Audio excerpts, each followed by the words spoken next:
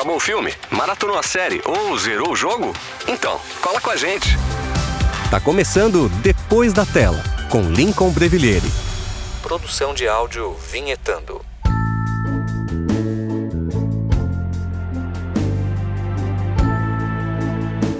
De vez em quando surgem umas séries de comédia diferentes. Elas conseguem juntar sorrisos e lágrimas ao mesmo tempo que nos esmagam emocionalmente. No melhor sentido dessa expressão, claro. São histórias que não te pegam pela tragédia ou pelo choque. Elas te pegam pela quebra da expectativa, seja por um pensamento atravessado ou até mesmo por uma pergunta que surge do nada enquanto você está tentando dormir. Por trás das piadas, do ritmo leve, dos personagens carismáticos, existe sempre alguma coisa incomodando. Uma ideia que insiste em voltar, uma dúvida que não se resolve tão facilmente assim. Esse tipo de história não quer ditar o que você tem que pensar. Ela só te coloca diante de situações aparentemente simples e te obriga a encarar o quanto elas são, na verdade, bem mais complexas do que parecem. Hoje, eu queria te convidar para esse bom lugar, mas não fica aqui esperando por respostas prontas ou por um manual de certo e errado não, tá?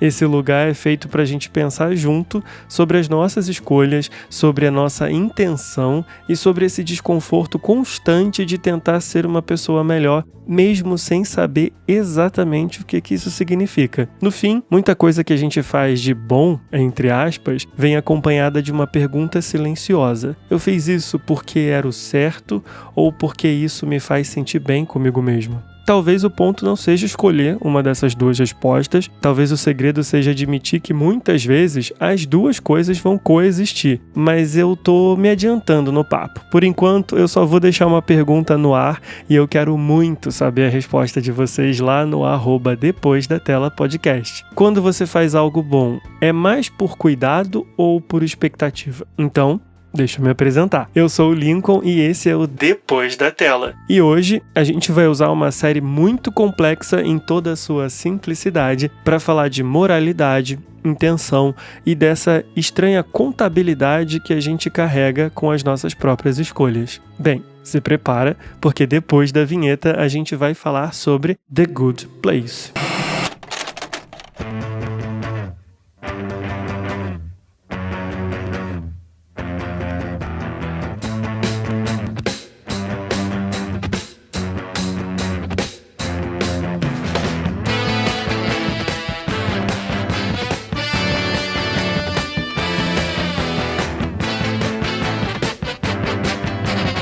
Vocês também têm esse hábito de assistir alguma coisa só por conta de um diretor específico ou de um ator que você simplesmente gosta? Eu tenho um pouco disso e no caso dos atores, nem sempre é por conta desse talento técnico todo, sim. Às vezes é só porque aquela pessoa me parece ser muito legal. Por exemplo, eu gosto muito da Kristen Bell, não acho que ela seja essa cocada toda, mas ela entrega exatamente aquilo que ela se propõe a entregar. Ela tem carisma, ela tem presença e parece ser alguém que você super ia gostar de encontrar no meio do rolê entre os amigos.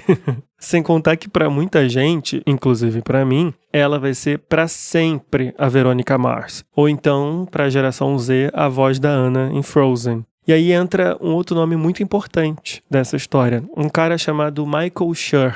Ele é relativamente novato, sabe? Ele só trabalhou como produtor e showrunner de umas séries pequenas, tipo The Office, Parks and Recreation, Brooklyn Nine-Nine. Nada demais, coisa boba. O fato é que quando esses elementos se encontram, pode ter certeza de que alguma coisa muito especial vai sair daí. No caso, uma série que mistura filosofia, dilemas morais, comédia e ainda encontra um espacinho aqui e ali para dar umas reviravoltas, daquela que faz a gente sentar, encarar a televisão e pensar assim: tá bom, eu não tava esperando por isso. Eu vou me esforçar ao máximo para não entregar nenhum spoiler comprometedor e tudo que eu comentar aqui não vai estragar as grandes surpresas que as 4 temporadas reservam, pode ficar tranquilo, promessa de amigo. Então assim, pra gente começar esse papo todo mundo do mesmo lugar, nada mais justo do que fazer aquela sinopse básica que a gente sempre faz em todos os episódios, né? A série já começa com a nossa protagonista, a Eleanor, acordando e recebendo a notícia de que morreu e agora está no bom lugar. É basicamente um paraíso personalizado. Tudo ali é milimetricamente desenhado para assegurar a felicidade e o bem-estar de todo mundo daquela sociedade. É tudo bonito, organizado, limpo. As casas são um reflexo das vontades mais latentes que a pessoa tinha enquanto viva. E um outro detalhe muito importante é que as almas gêmeas existem. E lá você vai ficar do lado da sua para sempre. As pessoas são super educadas e esse ambiente acolhedor só funciona por conta de uma lógica bem simples. Você só chega no bom lugar se durante a vida você acumulou pontos o suficiente pelas suas boas ações. Só que a Eleanor sabe, e ela sabe muito bem, que ela não era exatamente uma Madre Teresa de Calcutá enquanto estava viva. Na verdade, ela nunca chegou nem perto de ter uma vida exemplar. Ela não era generosa, muito menos altruísta e nada ética. Só que por algum erro, que ninguém entende muito bem qual, lá está ela no paraíso, ou melhor dizendo, no bom lugar. A partir daí a série se desenrola acompanhando um grupo de personagens que estão tentando entender como é que funciona exatamente esse sistema de pontuação, como é que se mantém naquele lugar e principalmente o que significa ser uma boa pessoa. Porque apesar desse cenário de pós-vida, The Good Place levanta perguntas muito mais próximas da nossa realidade, tipo, o que define uma boa ação? A intenção importa mais do que o resultado? É possível ser bom num sistema que mede tudo como pontuação?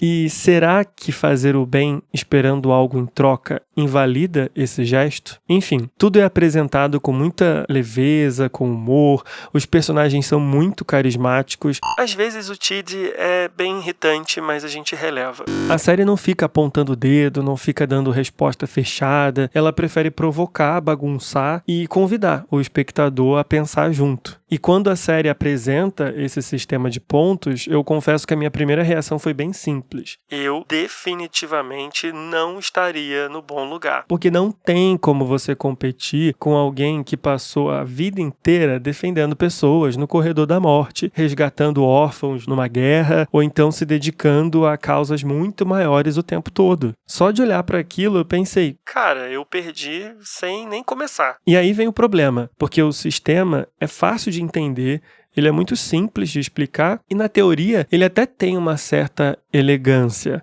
só que ele é profundamente injusto. Ele coloca a matemática em primeiro lugar. E a gente sabe muito bem que a gente está falando, na verdade, de seres humanos. E se tem alguma coisa que nós somos mestres em fazer, é ter intenções meio confusas, tomar umas decisões meio atravessadas. A real é que a vida não acontece numa linha reta, ela acontece no meio dela. No eu tentei, no eu achei que eu estava fazendo a coisa certa, ou então no isso não saiu bem como é que eu estava esperando. E talvez seja por isso que esse sistema incomode tanto, porque ele ignora exatamente aquilo que torna a gente humano. E quando a série começa a mostrar que até comprar flores pode gerar pontos negativos por conta do impacto ambiental, eu confesso que eu comecei a ficar meio chocado. Não no sentido de, que exagero, mas no sentido de perceber o tamanho da engrenagem que a gente estava vivendo. Porque se você começa a puxar esse fio, vai perceber que está tudo conectado. Se você compra algo, aquilo foi produzido por alguém, foi transportado por alguém, foi embalado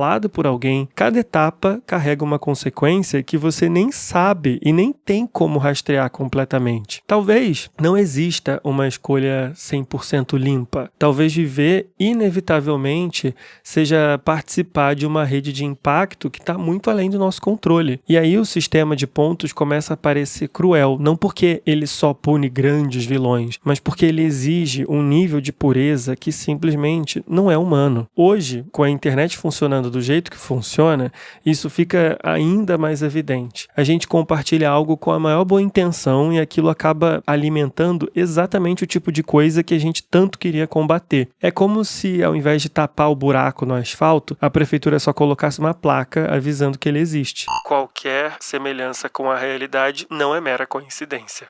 E eu fico pensando muito nisso quando eu tento olhar pra mim, sabe?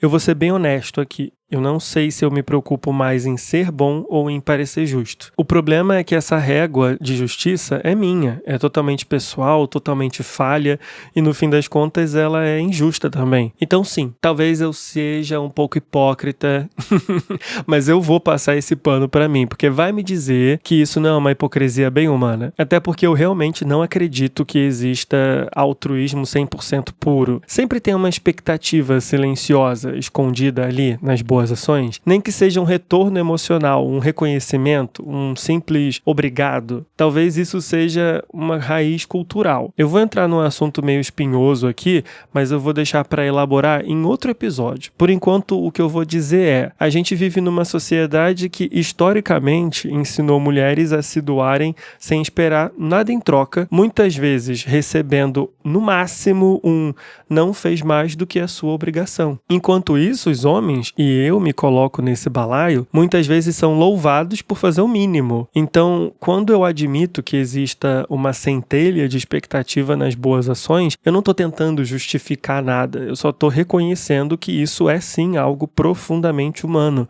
E vamos combinar, não é desconfortável pra caramba quando a gente faz algo legal pra alguém e não recebe nenhum muito obrigado de volta? E aí me veio uma pergunta enquanto eu estava escrevendo esse roteiro. Será que a gente faria certas boas ações se ninguém soubesse que fomos nós? E eu não tô falando de lavar a louça antes de alguém pedir, não, tá? Eu tô falando de abrir mão de comprar algo que você queria muito, algo supérfluo, claro, pra ajudar alguém. Ou então doar uma quantia significativa sem precisar fazer nenhuma postagem. Ou então de ajudar diretamente alguém sem precisar transformar aquilo num grande troféu, sem que ninguém soubesse. Será que a gente faria do mesmo jeito? Enfim, talvez isso diga mais sobre a gente do que sobre o outro, né? E pra mim, isso não invalida a boa ação. Ela não perde o valor automaticamente. Só que não dá para tratar tudo como se tivesse o mesmo peso. A vida real exige uma certa nuance, né? E a série parece entender isso muito bem. Ela não fica julgando os personagens por esse conflito. Muito pelo contrário. É justamente esse conflito que torna todo mundo ali humano. E foi aí que eu descobri uma coisa bem curiosa. Em entrevistas, o criador da série comenta que uma das inspirações iniciais veio de uma ideia filosófica existencialista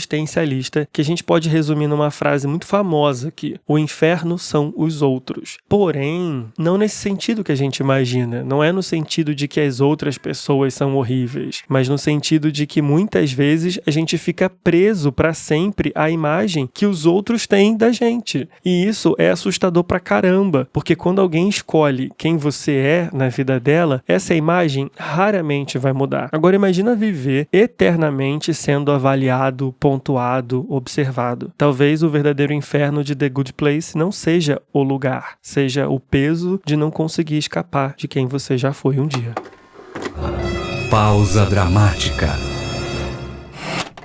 Agora é hora da nossa pausa dramática. Aquele momento que a gente para tudo e fala sobre a cena que mais marcou. E olha, falar de The Good Place sem cair na tentação de comentar o último episódio exige um nível de autocontrole quase espiritual pra mim. Porque, sinceramente, aquele final é um primor, uma das melhores coisas que a televisão já produziu, mas eu prometi lá no começo que eu não ia dar nenhum spoiler, então assim, vou manter a minha palavra, podem ficar tranquilos. Hoje eu resolvi fazer o caminho inverso e voltar pro começo de tudo, o primeiro episódio. Quando The Good Place estreou, tinha muita coisa que tava jogando a favor dela, um elenco muito bom, um criador que tem um currículo respeitável e uma premissa que, assim, verdade seja dita, é interessante, mas podia dar muito errado se ela caísse num quê religioso ou moralista. E é exatamente por isso que eu lembro de me surpreender logo nos primeiros 5 minutos, assim, porque a série resolve essa questão da pós-vida de um jeito absurdo e genial. Ela diz que todas as religiões do mundo acertaram mais ou menos 5% de como tudo funciona lá dentro e que o cara teve uma alucinação depois de comer uns cogumelos e ele acertou 92%. Aí eu já pensei, mano, isso aqui é muito diferente. O texto é afiado, o ritmo é rápido, o episódio inteiro parece sempre estar um passo à frente do que você tá esperando e eu lembro de rir meio sem saber o motivo certo, porque tudo ali parecia absurdo absurdo demais, mas ao mesmo tempo fazia muito sentido. E aí a gente chega naquele momento em que tudo começa a dar errado no bom lugar. Como o próprio Tid explica, aquele lugar funciona como um relógio suíço. Cada engrenagem tem seu lugar certo, tudo é perfeitamente ajustado, e a simples existência da Eleanor ali é como se fosse um martelo batendo em cada pedacinho desse mecanismo. E convenhamos, ela não ajuda em nada. A série mostra ao longo de pequenos flashbacks o quanto ela era detestável enquanto viva. Só para vocês terem uma ideia, ela trabalhava com telemarketing, vendendo remédio placebo para uns idosos doentes e ainda foi a melhor vendedora por 5 anos consecutivos, o que não ajuda em nada o caso dela, né? E aí o caos começa. E quando eu digo caos, talvez eu não esteja sendo tão claro assim. Só para ilustrar, tem uns camarões fritos gigantes voando pela cidade, tem uns frascos de remédio rolando pela rua, garfos gigantes surgindo do nada, girafa andando pelo vilarejo, tem flores brigando entre si, todo mundo de repente tá vestido de amarelo com listras azuis e para completar, tudo isso acontece ao som de Ariana Grande. A música da Ariana tocando no fundo é tão sem noção que me quebrou total, assim. E o mais legal é perceber depois que absolutamente tudo que tava naquele caos não é aleatório. Sempre tá conectado de uma forma direta com a narrativa da Eleanor, com as escolhas que ela fez enquanto viva e no pós-vida. Nesse caos que a tela mostra de um jeito bem escancarado, toda ação vai ter uma consequência. E o criador da série sabia exatamente o que estava fazendo. Se ele esfregasse toda a parte filosófica na nossa cara logo de cara, sem um contraponto de comédia, a gente ia cansar rápido e ia desligar a TV. Então ele faz o oposto. Ele faz a gente gargalhar primeiro e aí no meio da gargalhada ele planta lá a perguntinha. Porque The Good Place não usa o humor para fugir do assunto, ele usa para tornar o assunto suportável, algo bem parecido que a gente já conversou lá no episódio da Jane the Virgin, para fazer a gente engolir esses dilemas morais sem nem perceber. Esse primeiro episódio é extremamente espalhafatoso porque ele é a porta de entrada, mas a mensagem já tá ali. É sobre ética, intenção, consequência, tudo é o coração disso. E talvez seja por isso que a gente tá rindo tanto, porque no fundo tá todo mundo ali, inclusive a gente, tentando ser melhor, sem saber exatamente como. Depois da tela.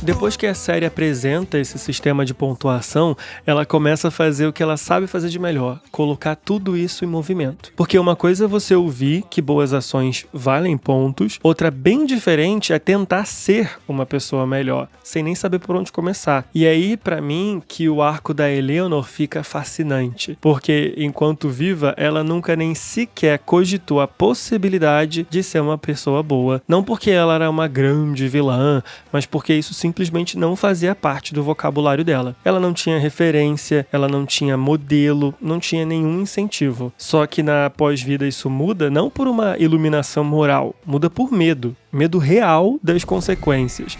Medo de ir para o lugar ruim e sofrer uma eternidade de torturas bizarras. E é meio desconfortável ter que admitir isso, mas faz um certo sentido, né? Quantas vezes a gente só começa a repensar algumas escolhas quando o risco vira algo concreto? Logo no segundo episódio tem uma situação que eu acho perfeita para ilustrar esse meu ponto. Os moradores do Bom Lugar iam ter uma aula de voo, algo muito raro, especial, quase um privilégio, só que isso acontece logo depois daquele caos que eu mencionei na pausa dramática. O lugar todo tá uma zona, tudo sujo, e algumas pessoas se voluntariam para arrumar, pensando no bem-estar coletivo, sabe? E aí entra o Tid, que ele é professor de ética e alma gêmea da Eleanor, e convence o casal a fazer a mesma coisa. Abre mão de algo legal para fazer o certo. Na teoria, é muito bonito. Na prática, a Eleanor faz exatamente o que muita gente faria. Varre a sujeira para baixo do tapete, esconde o lixo na casa do vizinho, dá um jeitinho aqui, outro ali. Eu confesso que eu ri pra caramba, mas eu ri daquele jeitinho meio desconfortável, sabe? Porque no fundo, eu me peguei um pouco ali, quem nunca, né? Isso tudo me fez pensar o quanto essa linha é tênue. Ser alguém realmente bom não me parece ser algo automático. Exige esforço consciente e mesmo assim a gente vai dar umas escorregadas aqui e ali. E aqui eu vou ser bem honesto, tá? Essa é a minha visão,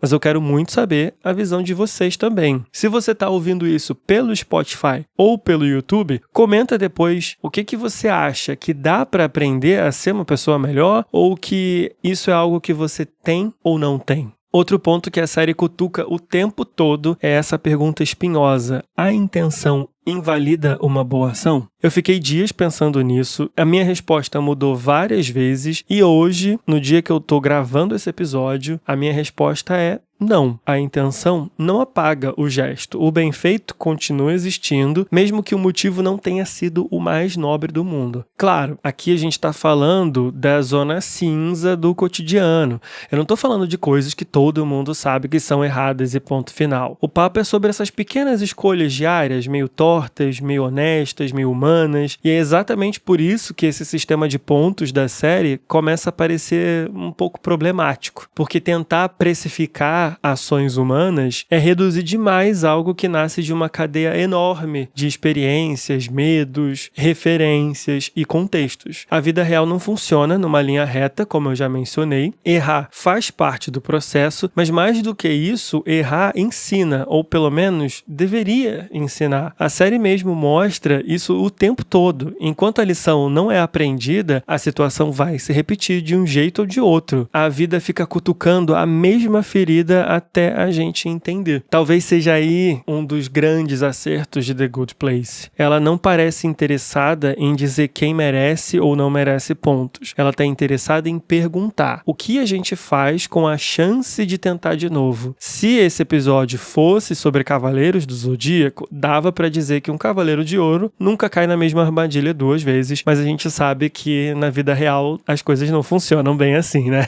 A gente tropeça na mesma pedra e se bobear ainda pedimos desculpa pra ela. E aí eu acho que pior do que errar pela segunda vez é perceber durante ou depois da situação que você escorregou exatamente no mesmo lugar. Porque aí não vem só a culpa, vem a decepção, vem a frustração, aquela sensação de eu achei que eu já tinha superado isso. A vida tem um jeito muito curioso de ensinar. Enquanto a lição não é aprendida, ela volta com outra roupa, outro cenário, mas com a mesma essência. E em The Good Place isso é ainda mais evidente, porque os personagens erram o tempo todo. Eles ficam repetindo padrões e tropeçam nos mesmos problemas. Isso pode até dar uma certa aflição na gente que está assistindo. Parece que a ficha já deveria ter caído, mas talvez seja exatamente aí que mora a verdade. Errar é doloroso pra caramba. Machuca e às vezes machuca os outros também. Mas o erro obriga a gente a repensar, a queimar a massa cinzenta e procurar rotas que a gente nunca nem tinha considerado antes. A Eleanor, por exemplo, só começa a se mover quando sente o peso real das consequências. O Tid, que sabe tudo sobre ética, trava o tempo todo e sempre fica em cima do muro. A Tahani entra nesse jogo de outro jeito, sempre se colocando num lugar quase inacessível de condescendência e arrogância. Erros têm pesos diferentes, as consequências também, e talvez crescer seja justamente aprender a distinguir isso. Eu não acho que a gente só muda na dor, mas a dor com certeza acelera as coisas.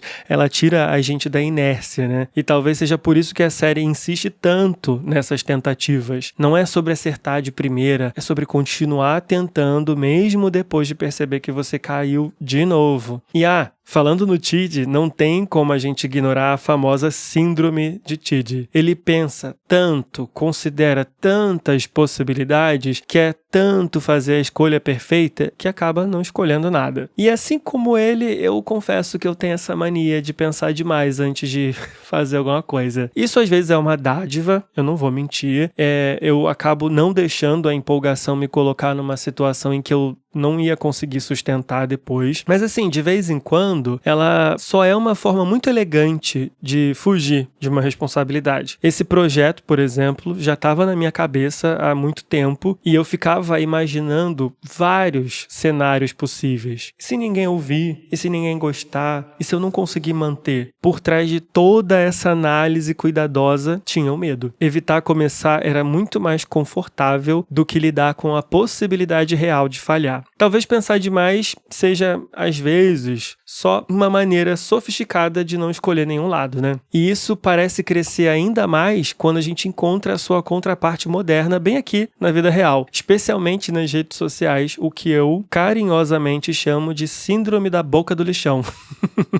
Enquanto um lado fica eternamente em cima do muro, o outro opina sobre tudo o tempo todo, mesmo quando ninguém pediu. Um paralisa pelo excesso de reflexão, o outro atropela pela falta de tato. E no meio disso tudo tem a gente, vivendo numa era em que parecer bom muitas vezes importa mais do que ser bom. E eu acho que isso é um pouco triste, um pouco vazio. As redes sociais são o maior exemplo disso. A gente não performa só bondade, a gente performa uma vida inteira. Performa sucesso, equilíbrio, maturidade emocional, consciência e às vezes performa até um certo arrependimento. Porque no fundo, se a ação boa é feita, talvez a intenção perca a importância em certo grau. O problema é que, especialmente nas redes, a gente nem chega nessa etapa. A gente fica só no discurso da boa ação, na promessa de que uma iluminação que não resiste nem ao filtro que a gente escolhe usar. Eu, particularmente, prefiro 1000 vezes alguém que erra tentando fazer algo real do que alguém que só discursa sobre o que seria o ideal. Porque pelo menos ali existiu um movimento, existiu uma tentativa, né? Existiu um risco. E aí que a série cutuca outro ponto muito delicado, que é essa pontuação.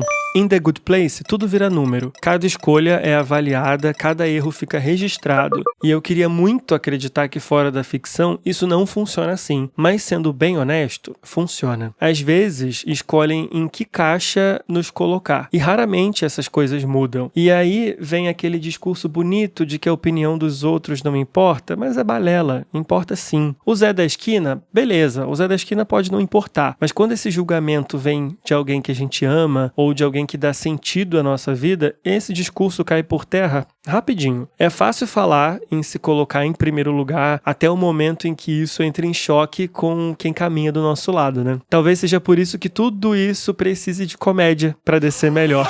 A comédia é uma das formas mais potentes de levantar pautas profundas sem afastar quem tá ouvindo. A risada vira uma espécie de anestesia pra gente conseguir operar esses dilemas sem fugir da sala. Em The Good Place, ela ensina filosofia sem parecer aula. Ela levanta dilemas morais sem virar sermão. A gente ri e só depois percebe o quanto aquilo ficou ecoando. A risada abre a porta, mas aí o pensamento vem logo em seguida. No fim das contas, se eu tiver que responder hoje, sabendo que amanhã eu posso pensar diferente, eu diria que ser uma pessoa melhor não passa só pelas boas ações, nem só pela intenção. Passa pela disposição de errar, olhar para isso sem fugir, aprender e tentar de novo. Talvez seja isso que a série e a vida estejam tentando dizer o tempo todo.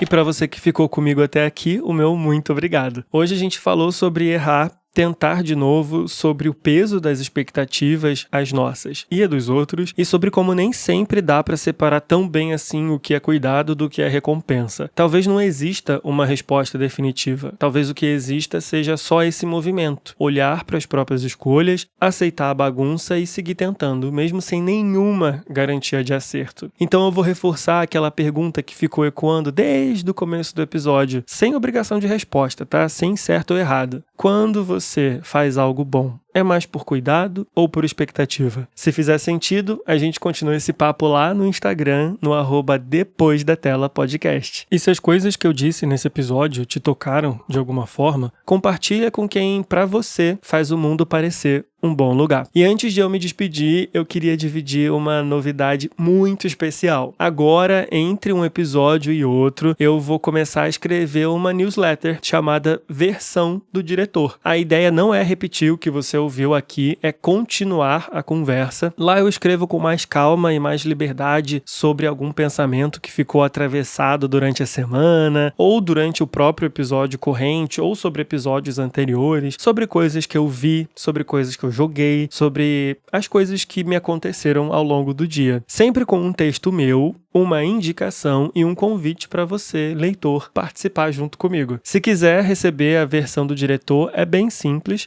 O link para você se inscrever vai estar lá na bio do nosso Instagram e é fácil, é só deixar seu e-mail, sem spam, sem algoritmo, sem barulho. Bem, só lembrando, fica mais um pouquinho porque já começa o Cena Pós-Crédito. Se você quiser deixar a sua voz aqui em futuros episódios, já sabe, é só mandar o e-mail para depoisdatelapodcast@gmail.com que a gente te explica direitinho como participar, combinado? A gente se encontra daqui a 15 dias no próximo episódio. Obrigado mais uma vez pela companhia e tchau, tchau.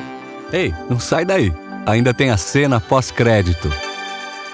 Oi, meu nome é Mariana. Eu já assisti The Good Place pelo menos umas 2 vezes completa e é uma série muito divertida, mas também com grandes reflexões, assim, né? Então ela ajuda através, né, do humor a trazer grandes reflexões sobre a complexidade, né, da vida humana e das relações humanas também. Então é uma série que tem grandes plot twists, né, que a gente não espera. Então assim, tanto na primeira como na segunda temporada. E é assim, uma série curtinha, mas muito bem feitinha, muito bem fechadinha também na sua proposta e vale muito a pena assistir, né? É uma série que dá pra maratonar, já tá toda disponível, então vale muito a pena assistir e conhecer os personagens e a história, porque você vai rir, você vai chorar, você vai se emocionar, vai ficar bolado também, então é uma série muito, muito boa, recomendo demais.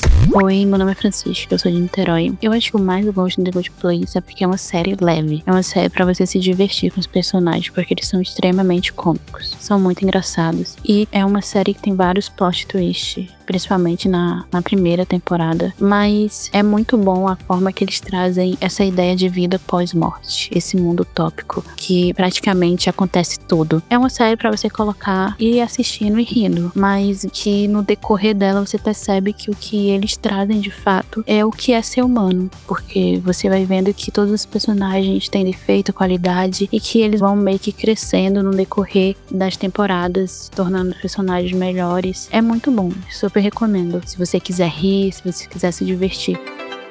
Sinta, relembre, compartilhe, depois da tela, porque aqui é sobre o que fica.